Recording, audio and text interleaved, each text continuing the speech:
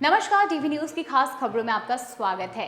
शराब घोटाला मामले में जहां मनीष सिसोदिया को राहत मिलती हुई नजर नहीं आ रही है, तो वहीं एक और दिल्ली के सीएम अरविंद केजरीवाल को भी यहां पर ईडी ने समन फिर से भेज दिया है। बता दें, दिल्ली के शराब घोटाला मामले में मनी लॉन्ड्रिंग की जांच कर रहे प्रवर्तन निदेशालय ने दिल्ली के मुख्यमंत्री अरविंद केजरीवाल को एक बार फिर से नोटिस भेजा है।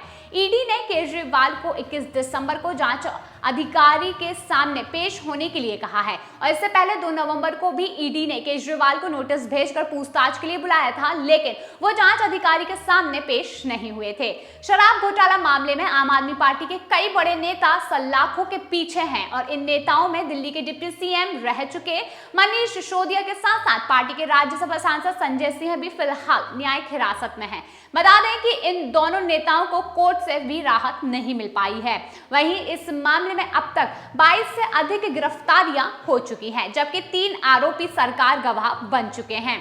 दिल्ली में पिछले साल यानी कि 2022 के जुलाई महीने में शराब घोटाला उजागर हुआ था। वहीं दिल्ली की नई आबकारी नीति में यह घोटाला उस समय सामने आया जब दिल्ली की चीफ सेक्रेटरी नरेश कुमार ने अपनी जांच रिपोर्ट उपराज्यपाल वीके सक्सेना को सौंपी थी।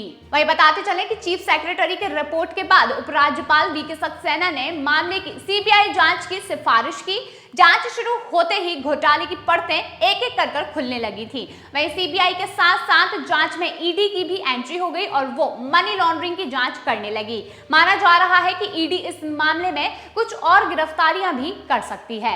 हालांकि यह देखना होगा कि ईडी की ओर से दोबारा नोटिस भेजे जाने के बाद अरविंद केजरीवाल जांच एजेंसी के सामने पेश होते हैं या फिर इस बार भी नहीं। ईडी की ओर से अरविंद केजरीवाल को नोटिस भेजे जाने पर आप सांसद संदीप पाठक ने बीजेपी पर जमकर हमला बोला है। उन्होंने कहा कि बीजेपी अरविंद केजरीवाल से डरती है और ये केस पूरी तरह से फर्जी है। इस केस में कुछ भी नहीं है। वहीं पीएम मोदी से जब कोई सवाल करता है तो वो उसे गिरफ्तार करवाते हैं और इसीलिए उन्होंने अरविंद केजरीवाल से सबसे ज्यादा डर कर ये कदम उठाया है। अगर कोई उनके सामने सरेंडर कर देता है तो फिर वो उसे क्लीन चिट दे देते हैं। उन्होंने ये भी कहा है कि केजरीवाल मंगलवार को इंडिया गठबंधन की होने वाली बैठक में शामिल होंगे।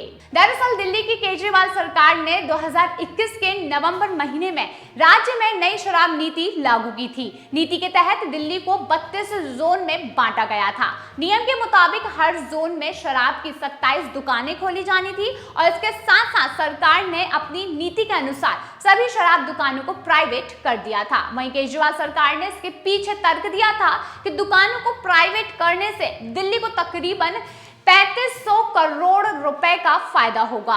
लेकिन सरकार का दाव उस समय उल्टा पड़ गया जब शराब की बिक्री बढ़ने के बाद भी राजस्व का नुकसान हुआ। इसके बाद नीति पर सवाल उठने लगे और धीरे धीरे कर जांच के दायरे में यह पूरा मामला आ गया, जिसके बाद अब नेता भी इस मामले में फंसते नजर आ रहे हैं।